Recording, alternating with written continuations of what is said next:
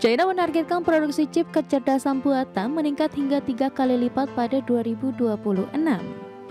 Menurut laporan The Financial Times, pabrik chip AI milik Huawei diperkirakan mulai beroperasi paling cepat akhir tahun ini.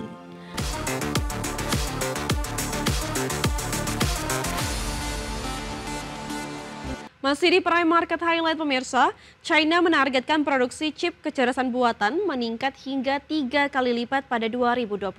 Langkah ini menjadi bagian dari strategi besar negeri tirai bambu untuk memperkuat kemandirian teknologi di tengah tekanan Amerika Serikat. China menargetkan produksi chip kecerdasan buatan meningkat hingga 3 kali lipat pada 2026. Menurut laporan The Financial Times, pabrik chip AI milik Huawei diperkirakan mulai beroperasi paling cepat akhir tahun ini. Selain itu, 2 fasilitas tambahan akan dibuka pada 2026 untuk menambah kapasitas produksi. Sementara itu, Semiconductor Manufacturing International Corporation atau SMIC juga dikabarkan siap menggandakan kapasitas produksinya pada tahun depan. Demam AI semakin meluas di China setelah Huawei Technologies mencatat penurunan laba hampir sepertiga pada paruh pertama tahun ini. Meski demikian, raksasa teknologi China tersebut kembali merebut posisi puncak di pasar ponsel pintar domestik setelah 4 tahun absen.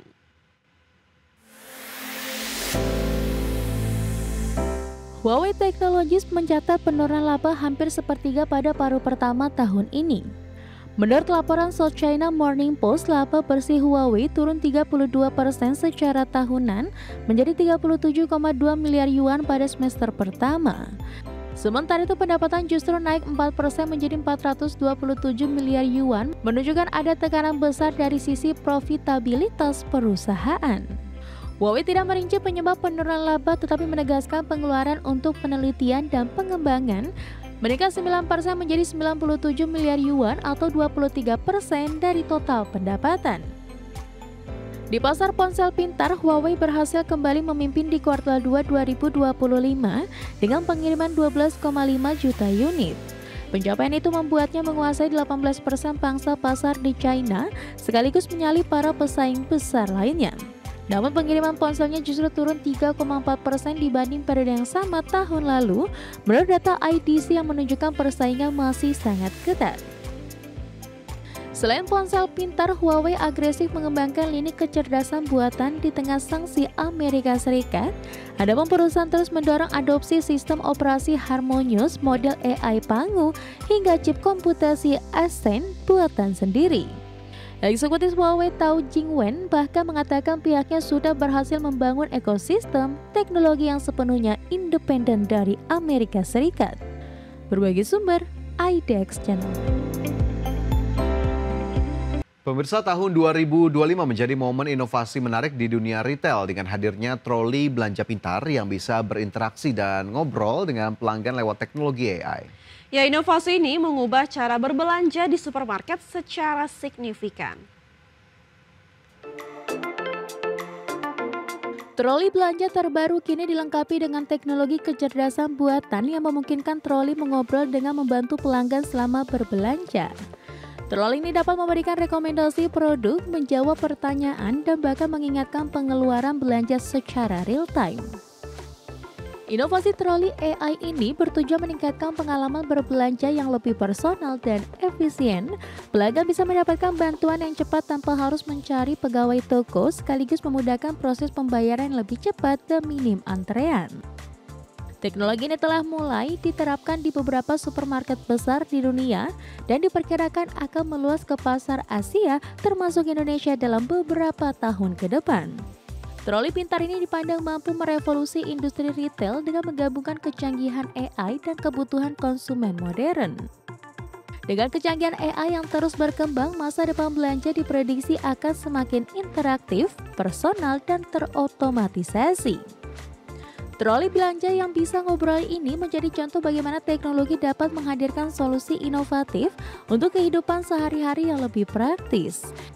Inovasi troli belanja dengan AI ini mencerminkan transformasi digital dalam dunia retail yang semakin mendekatkan teknologi dengan keseharian konsumen. Berbagi sumber, IDX Channel.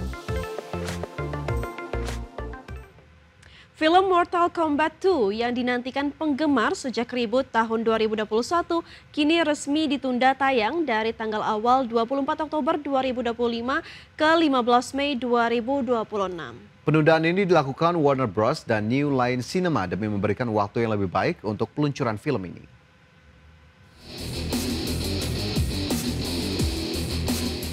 Warner Bros. Mengumumkan penundaan tanggal rilis Mortal Kombat 2 yang sebelumnya dijadwalkan Oktober 2025 menjadi 15 Mei 2026.